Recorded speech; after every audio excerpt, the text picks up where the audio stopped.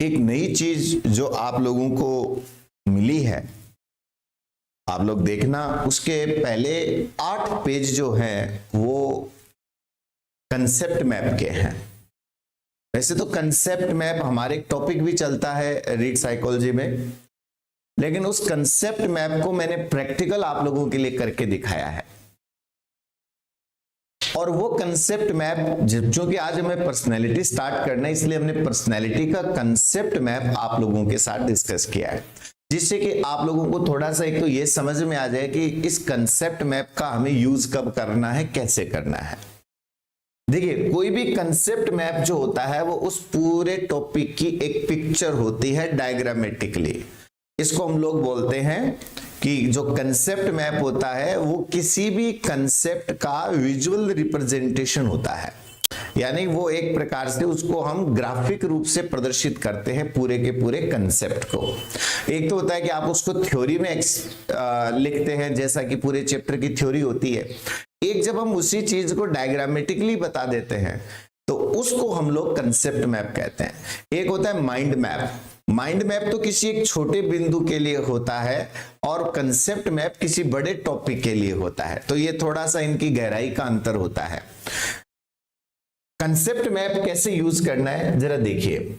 इस टॉपिक की शुरुआत होती है व्यक्तित्व से, ये इसका मुख्य बिंदु है, ये मेन फोकस पॉइंट होता है। यहां पर मेन फोकस पॉइंट है पर्सनैलिटी। यह पर्सनैलिटी लिंक हो रहा है 4 जगह, देख सकते हैं आप।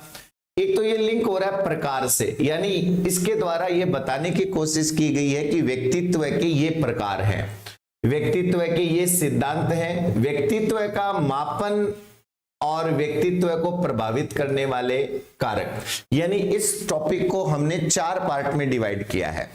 व्यक्तित्व के सिद्धांत, व्यक्तित्व के प्रकार, व्यक्तित्व का मापन और व्यक्तित्व बनता किन से है या प्रभावित किन से होता है।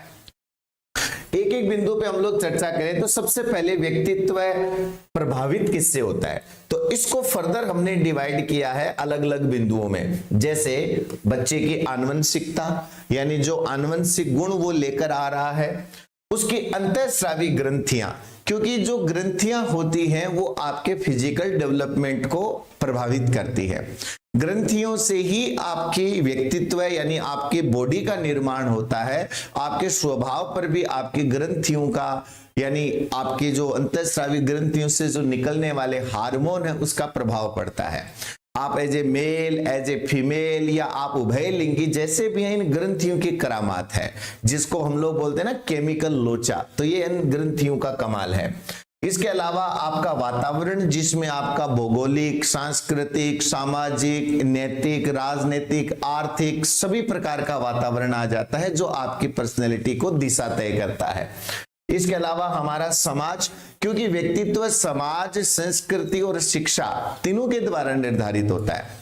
जो एजुकेशन हमें मिलती है वो हमारी पर्सनैलिटी का निर्माण करती है, जो समाज और जो संस्कृति हमें मिली है वो भी हमारी पर्सनैलिटी को शेप देती है, आकार देती है। और इसी में हमारा विद्यालय आ जाता है, क्योंकि बच्चा अपने जीवन का बहुत लंबा समय स्कूल में बिताता है, और जब वो स्कूल में अपना समय बिताता है तो स्कूल के जो टीचर्स हैं, स्कूल का जो माहौल है, स्कूल में बाकी बच्चों के साथ उसके जो रिलेशन होते हैं वो उसके पर्सनैलिटी का निर्माण करते हैं। और कल्चर, जैसा कि मैंने आपको बोला, और यहां मैंने एक डायग्राम आप लोगों के लिए बनाया है जिसमें पी को अंदर रखा है और सी को बड़े गोले में बाहर रखा है, जो ये बताने के लिए है कि व्यक्तित्व एक वचन होता है और संस्कृति बहुवचन होती है। यानी कई लोग एक ही संस्कृति में कई व्यक्तित्व मिलते हैं तब एक संस्कृति का निर्माण होता है। तो व्यक्तित्व और संस्कृति में वही संबंध है जो अभिवृद्धि और विकास में है, यानी व्यक्तित्व किसी भी संस्कृति की इकाई होती है।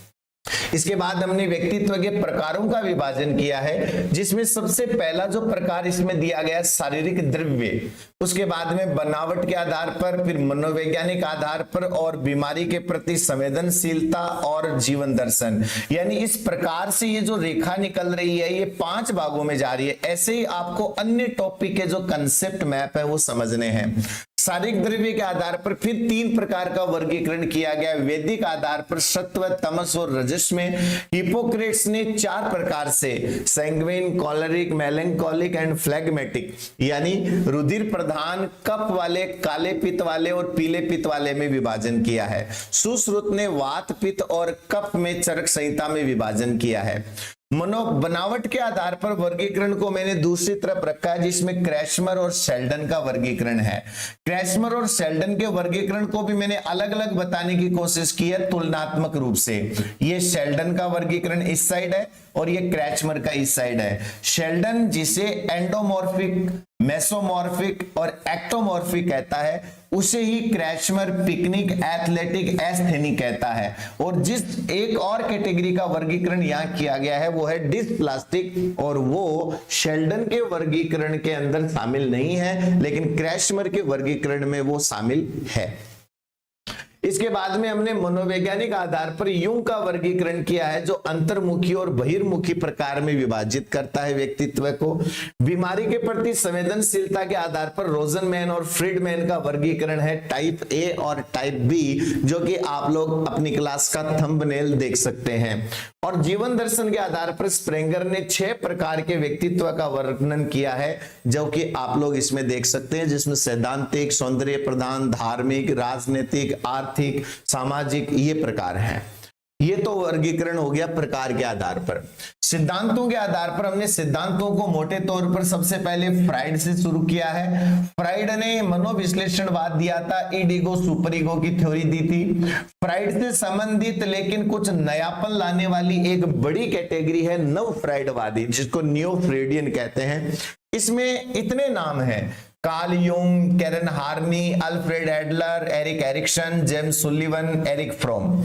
ये जो 6 नाम आप लोग देख पा रहे हैं ये सारे के सारे लोग नव फ्राइडवादी हैं, जिसमें पूरा डिटेल आपको बताई गई है कि कार्ल यूंग का सिद्धांत विश्लेषणात्मक मनोविज्ञान है। कैरन हार्नी ने मनोविश्लेषणात्मक समाज का सिद्धांत दिया था। अल्फ्रेड एडलर ने व्यक्तिगत मनोविज्ञान का सिद्धांत दिया था। एरिक एरिक्सन ने मनोसामाजिक विकास का सिद्धांत दिया था। जेम्स सुलिवन ने आपस में जो संबंध होते हैं जिनको अंतर्वैयक्तिक या पारस्परिक संबंध बोलते हैं उनका सिद्धांत दिया था। और एरिक फ्रोम ने एस्केप फ्रॉम फ्रीडम नामक एक पुस्तक में 2 चीजों को बहुत बढ़िया तरीके से मिक्सअप किया है, एक तो सिगमंड फ्राइड का और दूसरे जो समाजवादी हैं कार्ल मार्क्स का। तो हालांकि हम इनको डिटेल में पढ़ेंगे लेकिन एक शॉर्ट समरी है कि जब आपने पूरा चैप्टर पढ़ लिया हो और 5 मिनट में अगर पूरे चैप्टर का रिवीजन करना हो तो ये कंसेप्ट मैप आप लोग यूज करेंगे तो पूरे चैप्टर का 5 मिनट में रिवीजन हो जाएगा, ये पक्की बात है। शिलगुण सिद्धांतों के आधार पर वर्गीकरण किया गया है आइजेंक का, कैटल का, आल्पोर्ट का और पॉल कोस्टा एंड मैक्रे। इनको मैंने और आगे डिटेल में नहीं लिया है और इनकी सबके बारे में हमने थ्योरी के अंदर पूरा डिटेल में पढ़ा है। मापन 2 प्रकार से किया जाता है, प्रक्षेपी विधियों के द्वारा और अप्रक्षेपी विधियों के द्वारा। साथ ही इसमें स्किनर और बंडोरा जैसे व्यवहारवादी सिद्धांत भी दिए गए हैं और व्यक्तित्व के मानवतावादी सिद्धांत भी दिए गए हैं, जिसमें अब्राहम मैस्लो, कार्ल रोजर्स का नाम इंपॉर्टेंट है। तो ये एक short summary concept map personality का आप लोगों के साथ डिस्कस किया गया, शेयर किया गया है। और बुक के अंदर ऐसे 8 टॉपिक के कंसेप्ट मैप दिए गए हैं। बहुत मेहनत हुई है इनको तैयार करने में, इनको बनाने में, तो आप इनका यूज कीजिए। पहले जब पूरा चैप्टर आप लोग पढ़ लें और परीक्षा से पहले भी अगर आपको 5 मिनट में रिवीजन करना हो तो कंसेप्ट मैप आपके बहुत काम आएंगे। यदि कहीं पर भी आपको अपने सिलेबस का रिवीजन करना है, कुछ नहीं, कंसेप्ट मैप खोलिए। कंसेप्ट मैप खोल लिया और सबसे पहले आप इसमें ये जाइए कि सिद्धांत कौन कौन से हैं। तो 1 नंबर याद कीजिए फ्राइड। अब मैंने तो फ्राइड में 2 लाइन लिखी है लेकिन आपको तो पूरा चैप्टर पढ़ा हुआ है, यही आंख बंद करके रिवीजन कीजिए कि फ्राइड ने क्या क्या दिया है। इन सारे लोगों का रिवीजन करने के लिए सबसे बेस्ट तरीका होता है कंसेप्ट मैप रखो आंखों के सामने और अपने पूरे सिलेबस का रिवीजन कर लो आंख बंद करके। इससे ये पता चल जाता है कि हमें क्या याद है और क्या याद नहीं है। तो ये है हमारा पर्सनैलिटी का शुरुआत का इंट्रो पार्ट। और अब हम लोग आगे बढ़ते हैं और शुरुआत करते हैं व्यक्तित्व की। तो व्यक्तित्व की शुरुआत जब हम लोग करते हैं तो व्यक्तित्व यानी पर्सनैलिटी शब्द जो है ये कहां से निकल कर आया? पर्सनैलिटी। अब देखिए, जब भी हम लोग इस वर्ड को यूज करते हैं पर्सनैलिटी, तब हम लोग अक्सर एक बड़ी गलती करते हैं। हम लोग जब पर्सनैलिटी की बात करते हैं तो हम ये सोच लेते हैं कि एक व्यक्ति जो बाहरी रूप से जैसा दिखता है, यानी जैसा वो बाहर से दिखता है वही हम उसको पर्सनैलिटी उसकी मान लेते हैं। भी एक से मान लीजिए, आपको अगर किसी फिल्मी हीरो को आप लोग देखो और फिल्मी हीरो को देखते ही आपको लगे कि वाह क्या हेयर स्टाइल है, क्या कपड़े है, क्या चेहरा है, क्या दाढ़ी है, क्या मूंछ है, तो वो क्या बन गया? उसकी पर्सनैलिटी बन गई। तो आप बहुत अच्छी साड़ी पहन लो या आप चेहरे के ऊपर कोई बहुत अच्छा मेकअप करवा लो, यानी बनावटी। हम लोग जिसे पर्सनैलिटी मानते हैं वो अक्सर बनावटी होती है और इसकी शुरुआत भी इसी से ही हुई है। पर्सनैलिटी बना है लैटिन भाषा के परसोना से। परसोना, इसी से ही पर्सनैलिटी बना है। और परसोना का मतलब होता है मुखौटा, मास्क। अब यदि आपको किसी नाटक में शेर बनना है तो हमने क्या किया? शेर की खाल पहना दी, नकली मार्केट में मिलती है, शेर का मुकुट लगा दिया और आप नाटक में शेर बन गए। क्या आप हकीकत के शेर हैं? नहीं, आप सिर्फ नाटक के शेर हैं। यानी जो चीजें हम बाहर दिखाने के लिए जो बनते हैं वो पर्सोना होता है, वो मास्क होता है। तो क्या होता था कि पुराने यूनान की बात मैं आपको बता रहा हूं, तो पुराने यूनान में क्या होता था कि जब किसी नाटक का मंचन होता था, जब नाटक की कोई उसको जब मंच पर दर्शाया जाता था, तो इसमें जो अभिनय करने वाले जो अभिनेता होते थे वो जब किसी व्यक्ति का किरदार निभाते, किसी की भी भूमिका निभाते, तो वो क्या करते थे? उसके आकार का, उसके चेहरे का मुखौटा अपने मुंह पे लगा लेते। आजकल नहीं होता क्या, लोग रैलियों में जाते हैं और जो भी उनका पसंद का नेता होता है उसका मास्क मुंह के आगे लगा लेते हैं।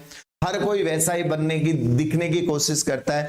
तो जो चीज बाहर से हम लोग दिखाने की कोशिश करते हैं वो पर्सोना होता है, और गलती से हमने इसे ही क्या मान लिया? पर्सनैलिटी मान लिया। तो ये बहुत ही पर्सनैलिटी का आप ये कह सकते हैं कि बहुत ही संकीर्ण अर्थ है। यानी आप ये मान सकते हैं कि ये तो कुछ है ही नहीं, पर्सनैलिटी तो ऐसी होती नहीं है। और जिसे हम लोग बाहरी दिखावा कहते हैं वो तो हमारा 1% ही नहीं होता। बाकी भी पर्सनैलिटी में इतनी सारी चीजें हैं जिनको मिलाने से हमारे व्यक्तित्व का निर्माण होता है।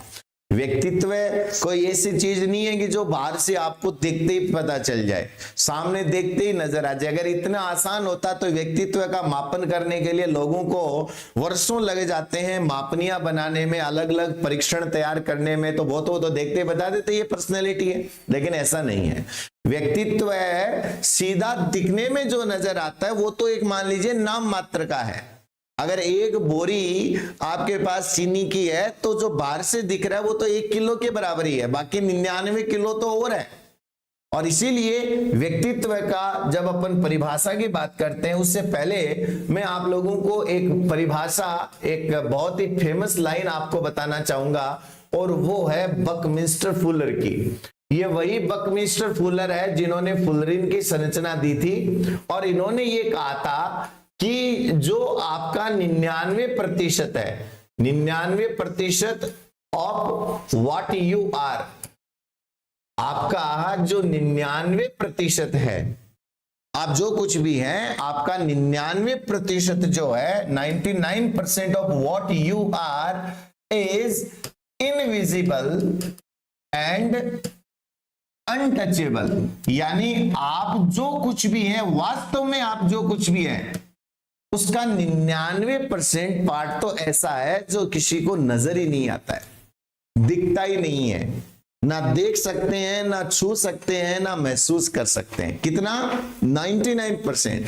यानी एक व्यक्ति बाहर से आपको कुछ भी करता हुआ नजर आता है, बोलता हुआ नजर आता है, कुछ मान लीजिए उसकी बाहर की जो उपस्थिति है, जो उसके कपड़े, उसके हेयर स्टाइल, उसका रंग ढंग, उसकी शारीरिक बनावट, ये सब तो वो कह रहे हैं 1% है।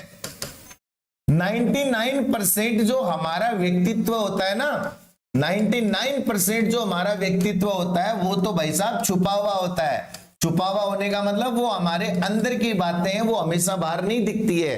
कहीं भी हम लोग जाते हैं, फोटो खिंचवा रहे हैं, तो वो पर्सनैलिटी का जो हिस्सा दिख रहा है ना, या किसी को देखकर आप पर्सनैलिटी मान लेते हैं, तो वो 1% है। 99% जो आपकी पर्सनैलिटी है वो तो दिखती ही नहीं है। तो फिर इसका मतलब हम लोग पर्सनैलिटी माने किसको? तो पर्सनैलिटी का मतलब खाली बाह्य दिखावा ही नहीं होता।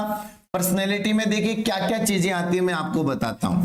पर्सनैलिटी में आ जाती है आपकी शारीरिक बनावट, जैसा भी आप लोगों को भगवान ने बनाया है, वो आपकी जो फिजिकल, जो आपका स्ट्रक्चर है, जो आपकी शारीरिक बनावट है, जिसमें आपकी त्वचा का रंग है, आपकी हाइट है, क्योंकि आपकी हाइट भी पर्सनैलिटी का पार्ट है, आपकी त्वचा का रंग भी आपकी पर्सनैलिटी का पार्ट है, आपके चेहरे की बनावट, आपकी आंखों का रंग, आपकी त्वचा का रंग, आपके कानों की बनावट। क्योंकि अगर किसी के कान टेढ़े मेढ़े हो तो लोग क्या बोलेंगे, देखो इसके कान देखो कैसे हैं।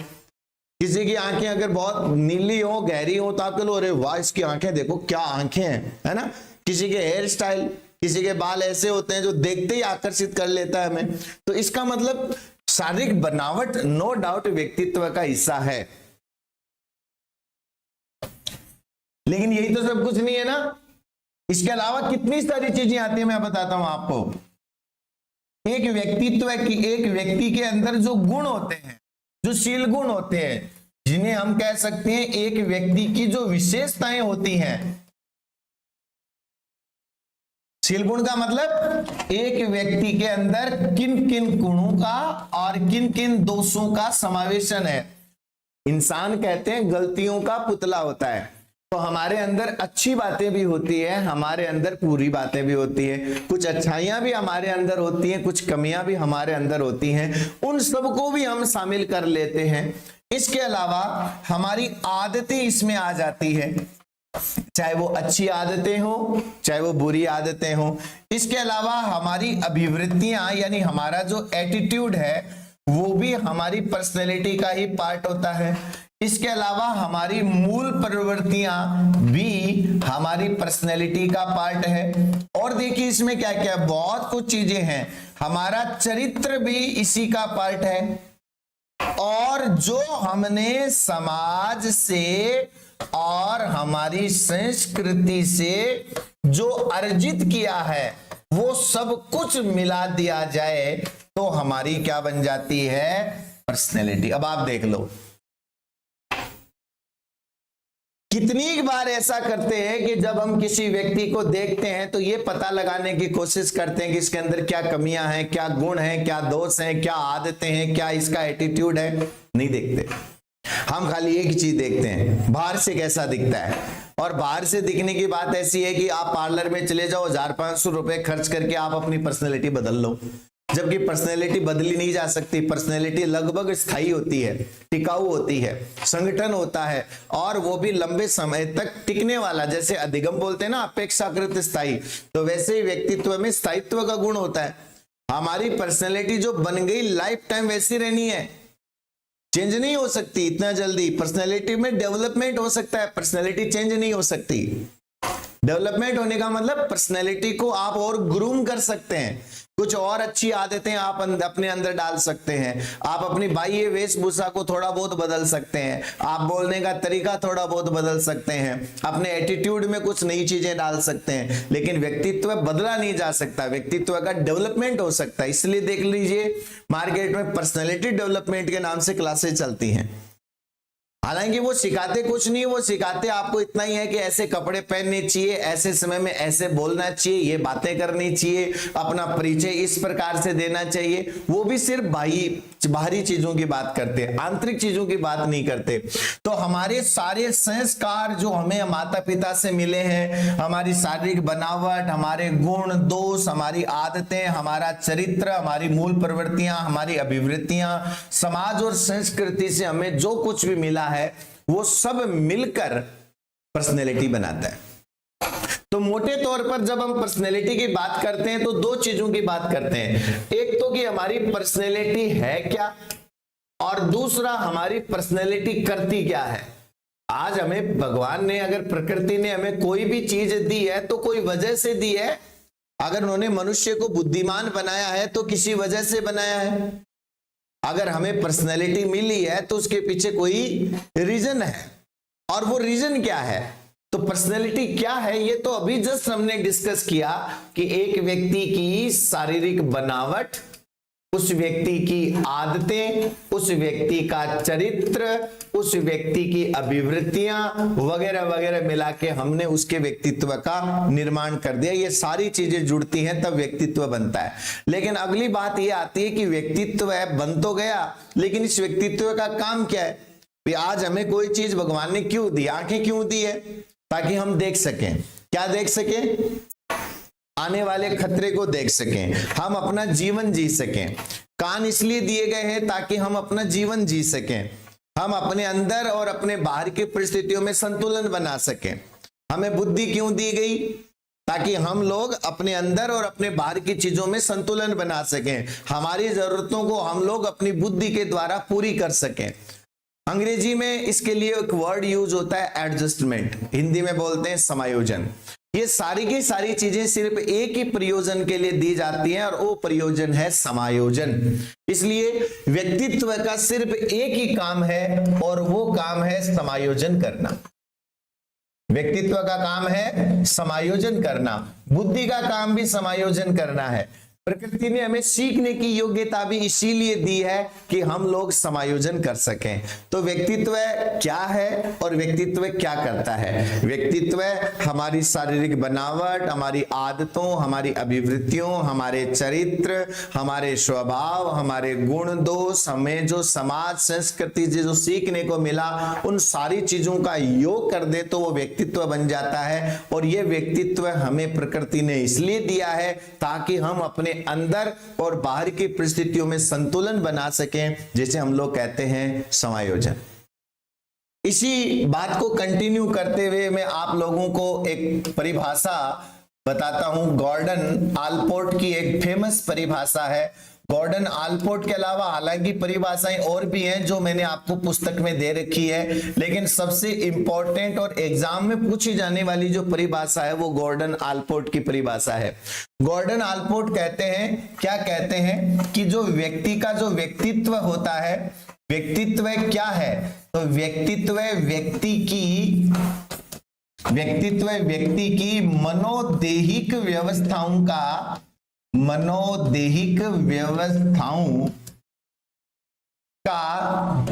गतिशील या गत्यात्मक गतिशील संगठन है। व्यक्तित्व क्या है? व्यक्ति की मनोदेहिक व्यवस्थाओं का गतिशील संगठन।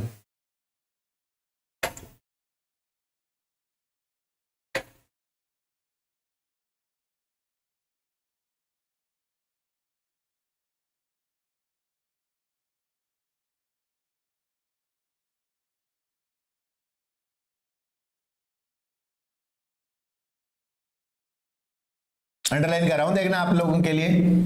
व्यक्तित्व क्या है? व्यक्ति की मनोदेहिक व्यवस्थाओं का गतिशील संगठन।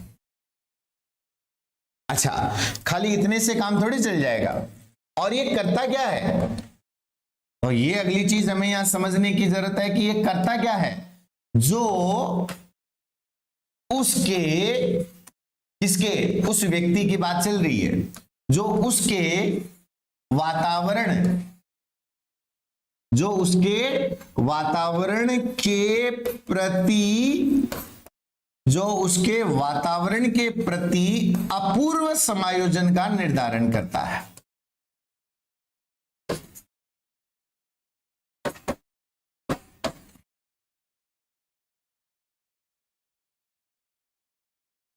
इसका मतलब पर्सनैलिटी क्या है ये तो ऊपर के पार्ट में दे रखी है, और क्या करती है ये नीचे के पार्ट में दिया गया है। तो मोटे तौर पर पर्सनैलिटी के दो भाग हो गए। एक पर्सनैलिटी है क्या, वो तो ये है यहां से लेकर यहां तक। ये तो हमें ये बता रहा है कि पर्सनैलिटी क्या है, और पर्सनैलिटी करती क्या है ये हमें यहां आगे की लाइन में दिया गया है। तो इस पर्सनैलिटी के इस डेफिनेशन को अगर हम तोड़ें और आगे ब्रेकअप करें तो मैं कह सकता हूं कि एक व्यक्ति के व्यक्तित्व की परिभाषा में सबसे पहला वर्ड जो आ रहा है वो आ रहा है व्यक्ति। तो इस परिभाषा का जब अपन विश्लेषण करते हैं तो सबसे पहले यहां वर्ड आ रहा है व्यक्ति। व्यक्ति बोले तो पर्सन, क्योंकि पर्सन पर्सनैलिटी पर्सन की होती है। पर्सनैलिटी में वर्ड पर्सन बाय डिफॉल्ट आ रहा है। इसका मतलब पर्सनैलिटी जहां वर्ड आएगा वहां पर्सन वर्ड जरूर आएगा, और पर्सन आने का मतलब व्यक्ति। देखिए हम लोग जब व्यक्तित्व की बात करते हैं तब परिभाषा में व्यक्ति आता है, लेकिन जब हम सीखने की परिभाषा की बात करते हैं तो मॉर्गन एंड किंग की एक परिभाषा का मैं उल्लेख करना चाहूंगा। मॉर्गन एंड किंग ने कहा है कि अनुभव और प्रशिक्षण के परिणाम स्वरूप प्राणी के व्यवहार में आने वाला अपेक्षाकृत स्थायी परिवर्तन सीखना है। अब यहां मैं वर्ड यूज कर रहा हूं प्राणी। प्राणी का मतलब अमीबा से लेकर व्हेल तक, यानी एक कोशिका से लेकर बहुकोशिकीय व्हेल तक सब सीखते हैं। लेकिन व्यक्तित्व में सिर्फ व्यक्ति क्यों आया? क्योंकि हम किसी पशु के लिए व्यक्तित्व शब्द का प्रयोग नहीं करते। कभी आपने बोला है कि आपने हमारी गाय देखी क्या, उसकी क्या पर्सनैलिटी है? कभी नहीं बोलेंगे, बिकॉज गाय एक पर्सन नहीं है, वो एक एनिमल है। तो आप एनिमैलिटी बोल सकते, पर्सनैलिटी नहीं बोल सकते। पर्सन से पर्सनैलिटी बनता है, एनिमल्स के लिए, जीव जंतुओं के लिए, पशु पक्षियों के लिए ये नहीं वर्ड यूज किया जा सकता। आपने कभी ऐसे थोड़ी बोला है कि हमारे घर में एक बिल्ली है, क्या पर्सनैलिटी है उसकी? नहीं बोल सकते, नहीं बोल सकते, बिकॉज वो पर्सन नहीं है।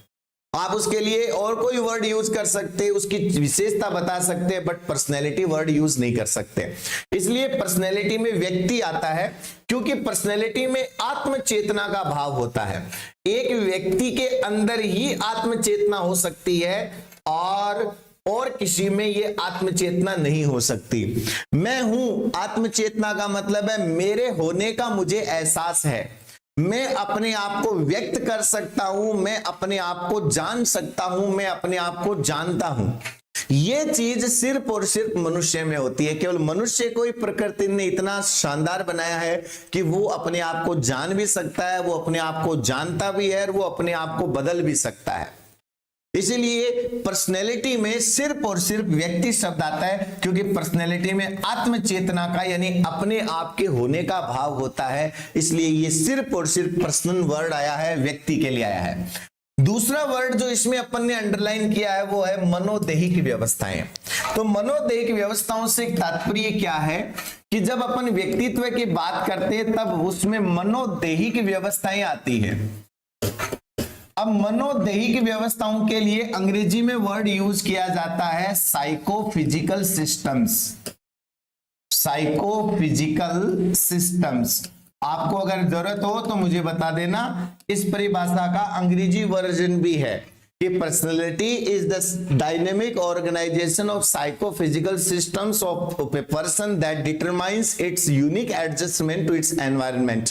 तो जरूरत नहीं है इसलिए मैंने लिखी नहीं, बाकी जरूरत हो तो बता दूंगा। तो यहाँ पे जो वर्ड आया है मनोदैहिक, इसको अगर अपन दो टुकड़ों में तोड़े तो यहाँ दो पार्ट आ जाते हैं। एक तो आ जाता है मन और दूसरा वर्ड आ जाता है देह, और तीसरा वर्ड आ जाता है व्यवस्था। व्यवस्था का मतलब होता है सिस्टम, और सिस्टम का दूसरा शब्द जो है वो तंत्र भी होता है।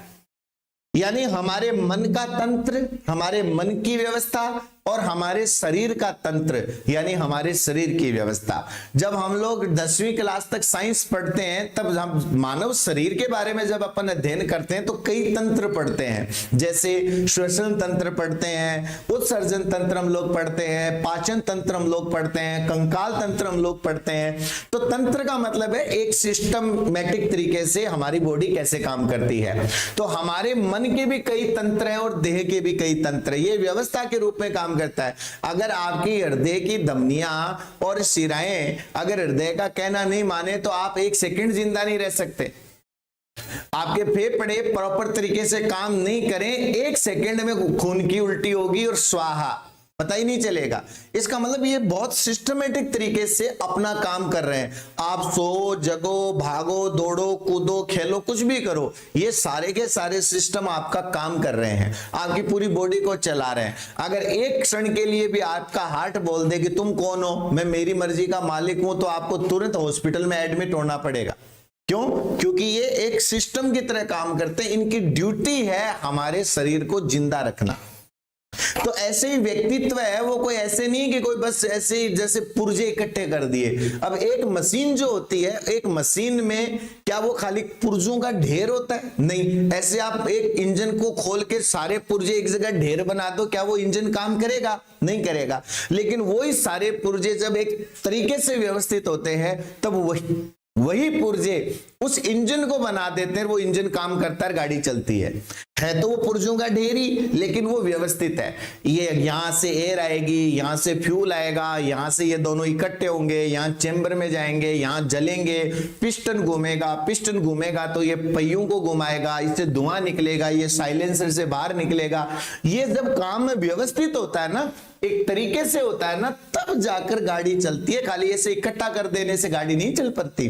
ऐसे हमारा जो व्यक्तित्व होता है वो हमारी मन की और हमारे शरीर की जो सारी विशेषताएं हैं जब मिलजुल कर काम करती है ना, तब काम होता है। तो इसमें एक तो आ गई हमारी मन की बात। मन का मतलब हमारे अंदर की चीजें, जिसमें हमारा मन, हमारे गुण, हमारे दोष, हमारा अपना स्वयं का ज्ञान, हमारी आदतें, हमारी अभिवृत्तियां, ये तो हमारा क्या है? मन है। जो भी हमने खोपड़ी में डाल रखा है मन। और क्या है? मन कोई लोकेशन है क्या? कहां है आपका मन? कहां है आपको बता सकते हो क्या? पूरे शरीर में व्याप्त है मन। और दूसरा है आपका देह। देह का मतलब आपकी शारीरिक ढांचा, आपका शारीरिक बनावट, आपका शरीर। और ये दोनों व्यवस्थाएं जब मिलती हैं तब आपकी पर्सनैलिटी बनती है। तो बहुत एक शानदार डेफिनेशन है कि व्यक्तित्व क्या है? व्यक्ति की मनोदेहिक व्यवस्थाओं का गतिशील संगठन।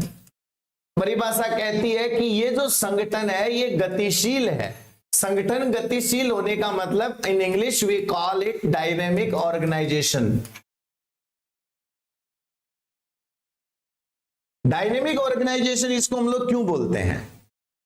व्यक्तित्व को हमेशा गत्यात्मक संगठन क्यों माना है? इसलिए माना है, देखिए एक कक्षा में 5 बच्चे बैठे हैं, बच्चे वो 5 ही रहने, लेकिन आज वो ऐसे बैठ गए, कल ऐसे बैठ गए, परसों ऐसे बैठ गए। यानी हम जैसे अपने घर को बार बार व्यवस्थित कर देते हैं, कभी पलंग इस कोने में लगा दिया, कभी पलंग उस कोने में लगा दिया, गर्मियां आ गई तो खिड़की के पास पलंग लगा दिया कि कूलर की हवा आएगी, सर्दियां आ गई तो कोने में शिफ्ट कर दिया कि हवा ना लगे। क्या हमारा घर बदल रहा है? नहीं, हमारा घर नहीं बदल रहा। बाहर से दिखने में हमारा घर वैसा ही है, लेकिन अपनी जरूरतों के हिसाब से हमने अपने अंदर परिवर्तन कर दिया। समझ रहे मेरी बात आप? तो इसलिए ये संगठन गत्या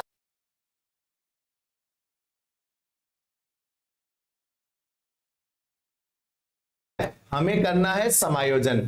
और वो समायोजन किसके साथ करना है? वातावरण के साथ। हमें क्या करना है? हमें समायोजन करना है। और समायोजन किसके साथ करना है? वातावरण के साथ करना है। जब हम वातावरण के साथ समायोजन करते हैं तो क्या हमारा वातावरण स्थिर रहता है? नहीं, वातावरण बदलता रहता है। वातावरण बदलता रहता है, बाहर की परिस्थितियां बदलती रहती है। और जब बाहर की परिस्थितियां बदलती रहती है तो क्या आप हमेशा एक जैसा व्यवहार कर सकते हो? नहीं। जैसी परिस्थिति होती है हमें अपने आप को परिस्थितियों के अनुकूल ढालना पड़ता है। कभी कहीं आपको हंसना भी पड़ता है, कहीं आपको क्रोध भी दिखाना पड़ता है, कहीं हंसना पड़ता है, कहीं रोना पड़ता है। कुल मिलाकर मोरल ऑफ द स्टोरी है कि हमें अपने आप को बाहर की परिस्थितियों के हिसाब से बार बार चेंज करना पड़ता है।